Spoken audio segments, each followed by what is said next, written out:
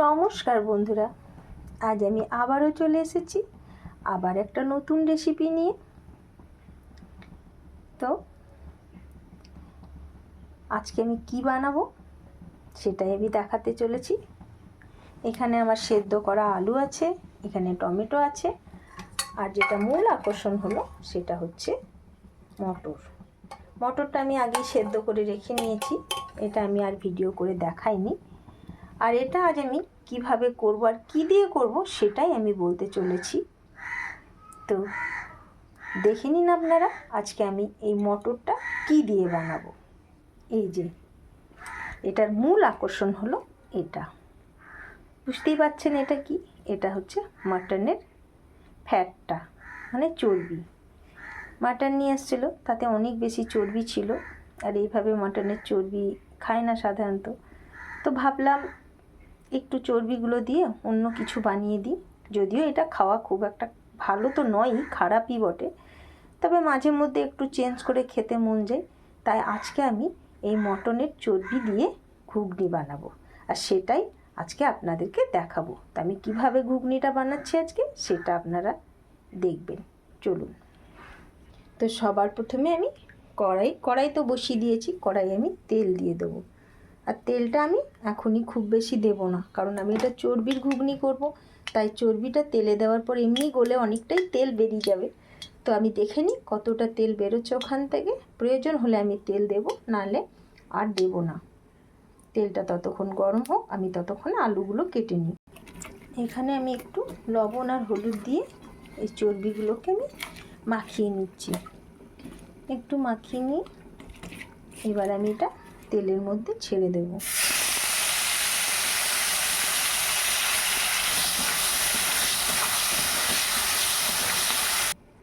তো এই দেখুন বন্ধুরা, চর্বিটা আমার ভাজা হয়ে গেছে, আমি তুলে নিয়েছি।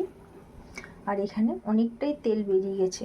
তো আমি আজকে আর বেশি তেল দেব না, যেহেতু চর্বি দিয়ে তো তেলটা বেশি হলে আরও খারাপ, আরও শরীরের ক্ষতিই করবে। তা আমি একটু কম তেল দিয়ে আজকে করবো। ওই জন্য একটা তেজপাতা, একটা শুকনো লঙ্কা, জিরে আর একটু গোটা গরম মশলা এর মধ্যে আমি দিয়ে দিলাম। এবার আমি এর মধ্যে টমেটোটা দিয়ে দিচ্ছি, কারণ আমার আলু সেদ্ধ আছে। তাই বেশি আগে আলুটা দিয়ে দিলে আলুটা গলে যাবে। তো আমি আগে টমেটোটা দিয়ে দিলাম। একটু টমেটোটা ভাজা হয়ে যায়, তারপর আমি বাকি উপকরণগুলো দেবো। টমেটো আমার ভাজা হয়ে গেছে, আমি এখানে মশলাটা রেডি করে নিই। এই যে এখানে আমি পেঁয়াজ বাটা নিয়ে নিয়েছি, আরও আমি 1 চামচ নেব। এর মধ্যে আমি জিরের গুঁড়ো দিয়ে দিলাম, ধনে গুঁড়ো, হলুদ, এখানে আমি লঙ্কার গুঁড়ো আর একটু গরম মশলাও দিয়ে দিয়েছি, প্যাকেটিং গরম মশলা দিয়ে দিয়েছি। আমি আর একটু এখানে আদা পেঁয়াজ রসুনের পেস্ট দিয়ে দেবো। আর এগুলো সব জল দিয়ে একটু ভালো করে মিশিয়ে নেব, তাহলে কি তেলে দিলে এটা পুড়ে যাবে না। এই মশলার পেস্টটা আমি তেলে দিয়ে ভালো করে মশলাটাকে কষিয়ে নেব।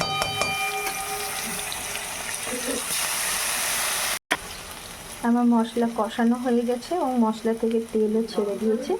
এবার আমি আলুগুলো আর মটরটা দিয়ে দেব। আলুটা দিয়ে দিলাম, মটরটা দিয়ে দিয়েছি। এবার সব ভালো করে আর এবার কষিয়ে নিয়ে জল দিয়ে দেবো। আমি মটর সেদ্ধ করার সময় যেটুকু লবণ দিয়েছিলাম আর দেওয়া হয়নি, তো আমি 1 চামচ মতো এখানে লবণ দিয়ে দেবো। আমি একটু চিনি দিয়ে দেবো, এটা ব্যালেন্সও করবে আর একটু মিষ্টি স্বাদ ভালো লাগে। আমরা ভালোবাসি একটু মিষ্টি স্বাদের খেতে, তাই আমি একটু চিনি দিয়ে দিলাম। আমি একটু গোলমরিচের গুঁড়ো দিয়ে দেবো, এতে ফ্যাটটাও অনেকটা ব্যালেন্স করে, আর চর্বির মধ্যে যে গন্ধটা আছে সেটাও অনেকটা এই গন্ধের সাথে অ্যাবজর্ব হয়ে যাবে, গন্ধটা টেনে নেবে। মটর আমার কষানো হয়ে গেছে, এবার ভেজে রাখা চর্বিগুলো এর মধ্যে দিয়ে দেব। আমি এবার এটার মধ্যে জল দিয়ে দিয়েছি, আর একটু দিয়ে দিলাম, আর দেব না।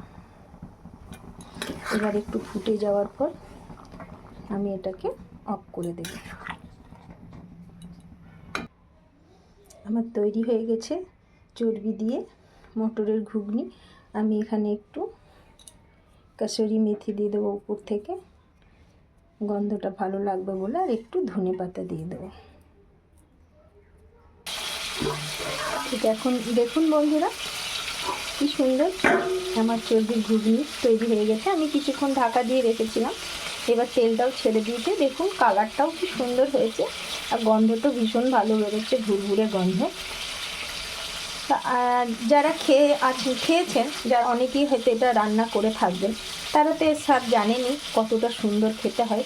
কিন্তু যারা এখনও খাননি, তারা এই ভিডিওটা দেখে ঝটপট তৈরি করে ফেলুন আর খেয়ে আমায় বলুন যে কেমন লাগলো। আশা করছি আমার রেসিপিটা আপনাদের ভালো লেগে হবে। তাহলে অবশ্যই লাইক, কমেন্ট আর শেয়ার করে দেবেন, আর আমার চ্যানেলটাকে সাবস্ক্রাইব করে দেবেন। আর খেয়ে অবশ্যই বলবেন কেমন হয়েছে। ধন্যবাদ।